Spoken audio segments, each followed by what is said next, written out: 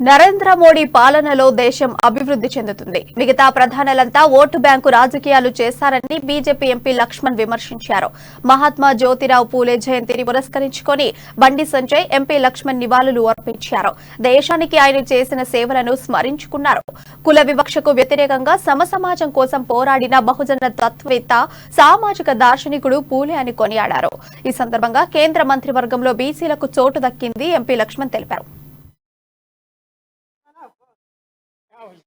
సమాజంలో 50% పైగా ఉన్న జనాభా బీసీల యొక్క అభ్యున్నతి కోసము, వారి సంక్షేమం కోసము మోదీ ప్రభుత్వం తీసుకుంటున్నటువంటి చర్యలు చరిత్రాత్మకమైన నిర్ణయాలు, సాహసోపేతమైనటువంటి నిర్ణయాలతో పాటు అభివృద్ధి, అంత్యోదయ అనే 2 అంశాలతో మహాత్మా జ్యోతిబా పూలే కలలు సాకారం చేస్తున్న సందర్భంగా భారతీయ జనతా పార్టీ ఏప్రిల్ 6 నుంచి మొదలుకొని పార్టీ స్థాపన దివస్ ఏప్రిల్ 14 వరకు సామాజిక న్యాయ వారోత్సవాలు ఘనంగా దేశవ్యాప్తంగా జరుపుకోవాలని ఇచ్చిన పిలుపు మేరకు ఈరోజు ఓబీసీ మోర్చా ప్రత్యేకంగా దేశవ్యాప్తంగా 1 లక్ష గ్రామాల్లో 1 కోటి కుటుంబాలను ప్రత్యక్షంగా కలిసి ఏ రకంగా నరేంద్ర మోడీ గారు 75 సంవత్సరాల స్వాతంత్ర దేశంలో ఏ ప్రభుత్వము, ఏ ప్రధానమంత్రి బీసీల యొక్క ప్రయోజనాల కోసం పాటుపడకుండా ఓటు బ్యాంకుగానే